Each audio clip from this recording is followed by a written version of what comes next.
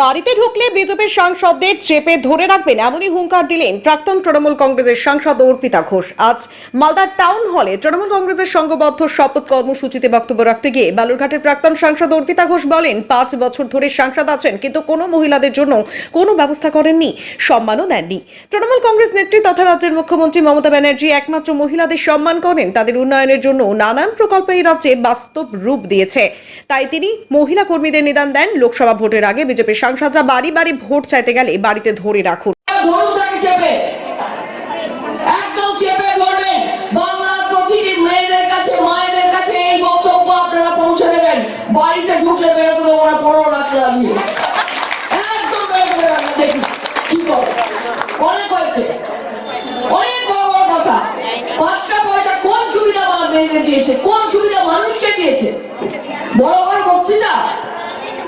মমতা ব্যানার্জির মতন আজ অব্দি এই ভারতবর্ষে মেয়েদের এতখানি সম্মান কেউ দেয়নি, এ ব্যাপারে কোনো সন্দেহ নেই।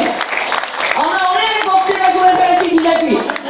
14 সাল থেকে আজকে 24 সাল মানুষকে কোথায় নিয়ে গিয়ে ফেলেছে, আজকে আমাদের অর্থনৈতিক অবস্থা কোনখানে পৌঁছেছে, এইটা যদি আমরা না মানুষকে বোঝাতে পারি, শুধুমাত্র ধর্মের সুরসুরি দিয়ে রাজনীতি করবে, মানুষকে ধর্মের আফিম খাওয়াবে আর ভাববে যে জায়গায় জায়গায় শুধু গন্ডগোল বেঁধে থাকুক আর ওরা সুবিধা নিয়ে যাবে, এই রাজনীতি করতে দেবেন না।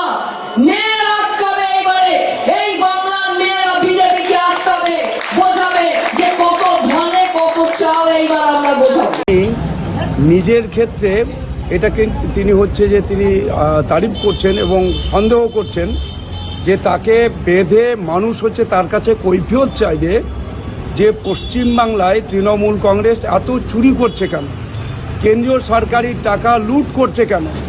এটা হয়তো পশ্চিমবাংলার মানুষ তৃণমূল কংগ্রেসের প্রাক্তন সাংসদ মাননীয়া অর্পিতা ঘোষ, তার সম্পর্কে মানুষ এরকম হচ্ছে আলোচনা করছে। তিনি হয়তো বুঝতে পেরেছেন তাকে এটা করতে পারে, তাই তিনি অন্যের উপরে চাপাতে চাইছেন। তৃণমূল কংগ্রেসের যে মানুষগুলো আছে যারা আজকে তিতি বিরক্ত হয়ে গেছে, তৃণমূল কংগ্রেসের সমস্ত মানুষরাই আজকে দেখছেন যে ওরাও আজকে চাকরি নেই। অন্যদিকে হচ্ছে যে এখানে পশ্চিমবাংলার সমস্ত উন্নয়নের টাকা সব লুট হচ্ছে, কেন্দ্রীয় সরকার এত টাকা দিচ্ছেন, সমস্ত লুটপাট করে ওরা শেষ করে দিচ্ছে। অর্থাৎ তৃণমূল কংগ্রেসের যারা কৃষক তারাও কিষাণ সম্মান নিধি যোজনা থেকে বঞ্চিত হচ্ছেন। তৃণমূল কংগ্রেসের যারা এখানে গরিব মানুষ, যাদের এখানে আয়ুষ্মান ভারত যোজনা না থাকার কারণে 5 লক্ষ টাকা থেকে তারা বঞ্চিত হচ্ছেন। পশ্চিমবাংলার চাকরি একটাও হচ্ছে না, এখনও ধর্ণা দিচ্ছে, ওখানে একজন দিদির মনির বাড়ির সামনে ধর্ণা দিচ্ছে। এরা ধর্নায় বসে আছেন 1000 দিনেরও বেশি পার হয়ে গেল। তা এতদিন ধরে তার হচ্ছে যে তৃণমূল কংগ্রেসের মাননীয় প্রাক্তন সাংসদ, তার নজরে পড়ছে না? এই মানুষগুলোর জন্য কি একটা কথা বলছেন? এই মানুষগুলো তারা যে আজকে বিপদে আছেন, বিপদ থেকে মানুষদের রক্ষা করবার জন্য কি পদক্ষেপ নিয়ে করেছেন, তিনি কোন পদক্ষেপ নিয়েছেন? অর্থাৎ তিনি আজকে আশঙ্কা করছেন মানুষ তাদের ধরে বেঁধে কৈফিয়ত চাইতে পারে, এদের বাঁধা উচিত, কৈফিয়ত চাওয়া উচিত।